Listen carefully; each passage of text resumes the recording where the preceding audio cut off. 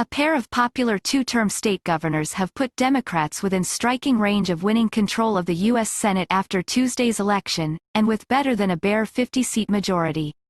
Former Colorado Governor John Hickenlooper and Montana Governor Steve Bullock, who both ran for president before jumping into the Senate campaign, could complete a western sweep of Republican-held Senate seats, along with fellow Democrat Mark Kelly in Arizona.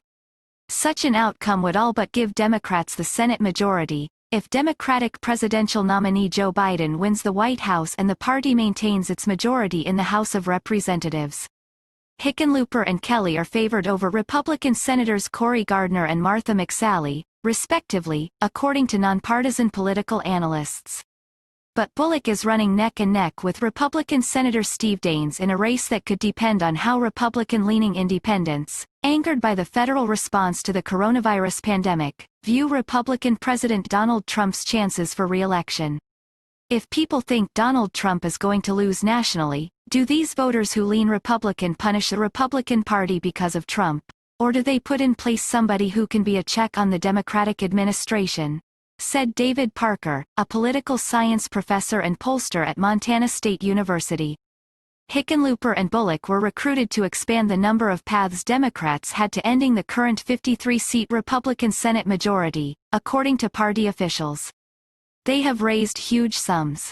Hickenlooper collected about $40 million in campaign donations versus $24 million for Gardner as of October 14, though each had about $4 million cash left over for the final 3 weeks.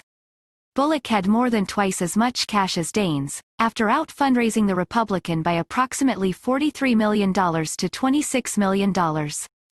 Democrats could capture Senate control November 3 by gaining a net 4 Republican seats, or just 3 if Biden wins the White House and his running mate, Senator Kamala Harris, wields the tie-breaking vote in the Senate as vice president. Democrats are favored to win Republican-held seats in Arizona, Colorado and Maine, and could pick up North Carolina and Iowa as well. Montana, considered a safe Republican seat at the outset of the campaign, has since joined a list of highly competitive races in other former Republican strongholds including Georgia, Kansas and South Carolina. Much of the change stems from voter disaffection with Trump, particularly his performance on the COVID-19 pandemic that has killed 225,000 Americans and made millions more jobless.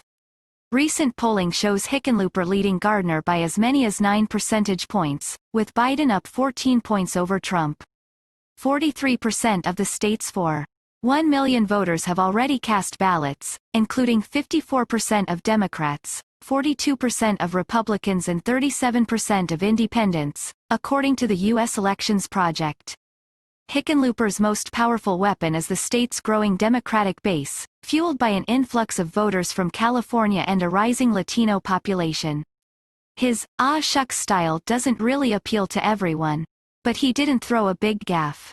And that's really all he had to do, said Kyle Saunders, political science professor at Colorado State University.